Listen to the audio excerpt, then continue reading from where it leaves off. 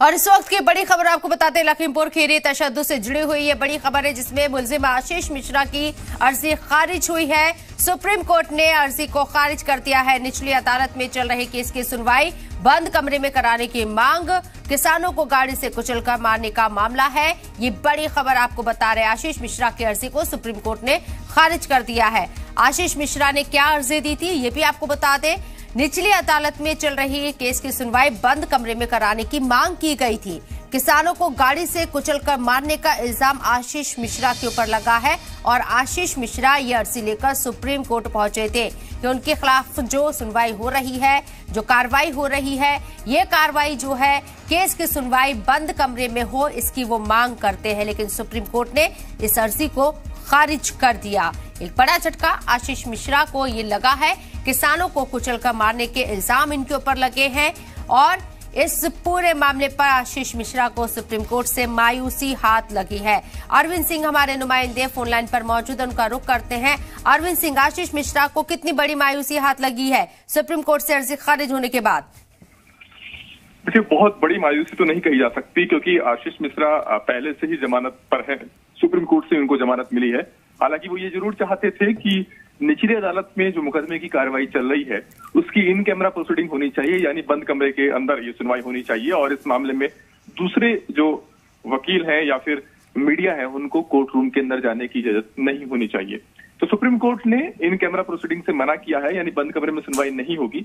हालांकि जिस तरह का माहौल बनता था सुनवाई के दौरान और जिस तरह की आशंका थी आशीष मिश्रा की तरफ से जताई गई थी कि बहुत सारे जो किसान हैं उनके जो समर्थक हैं वो भी सुनवाई के दौरान पहुंच जाते हैं और ऐसी सूरत में सुनवाई बाधित होती है।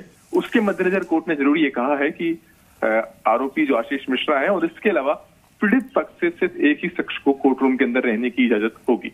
तो कोर्ट ने इन कैमरा प्रोसीडिंग से मना किया है, बंद कमरे में सुनवाई नहीं होगी।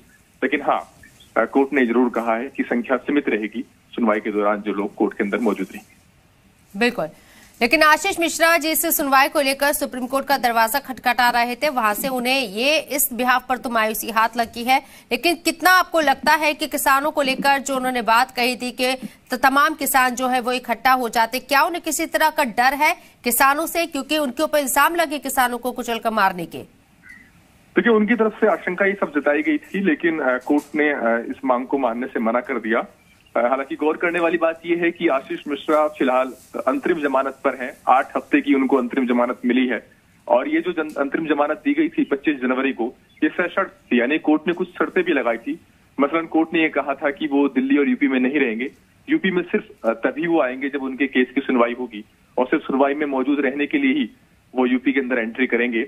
इसके अलावा कोर्ट ने ये भी कहा था कि अगर ये बात पाई जाती है कि किसी भी तरीके से उन्होंने गवाहों को प्रभावित करने की कोशिश की है या फिर ट्रायल को जानबूझ करके लटकाने की कोशिश वो करते हैं तो ऐसी सूरत में उनकी जमानत खारिज भी हो सकती है। तो कहीं ना कहीं आशीष मिश्रा के ऊपर एक दबाव ये भी है कि वो जमानत की शर्तों को पूरा करते नजर आए, अन्यथा उनकी जमानत खारिज हो सकती है। और कोर्ट ने जैसा कहा है कि 8 हफ्ते के बाद कोर्ट फिर से इस बात की समीक्षा करेगा जब अंतरिम जमानत की अवधि पूरी हो जाएगी कि क्या उनकी जमानत को आगे बढ़ाया जाए या नहीं बढ़ाया जाए। तो उनके आचरण के आधार पर और अंतरिम जमानत अवधि के दौरान जो उनका कंडक्ट रहा है उसके आधार पर कोर्ट तय करेगा कि क्या अंतरिम जमानत की अवधि को बढ़ाया जा सकता है। और पॉसिबिलिटीज क्या नजर आती है? आशीष मिश्रा तमाम जो शर्तें लगाई गई हैं उनका पालन कर रहे हैं, उन पर अमल कर रहे हैं?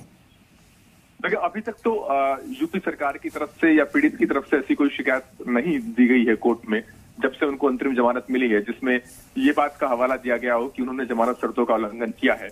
लेकिन अभी वक्त सिर्फ 3 हफ्ते का ही लगभग गुजरा है। ये 8 हफ्ते की अंतरिम जमानत है और निश्चित तौर पर जिस तरह की कोर्ट की शर्त है उसके मुताबिक उन्हें जमानत की शर्तों का पालन करना ही होगा, अन्यथा उनकी जमानत खारिज हो सकती है।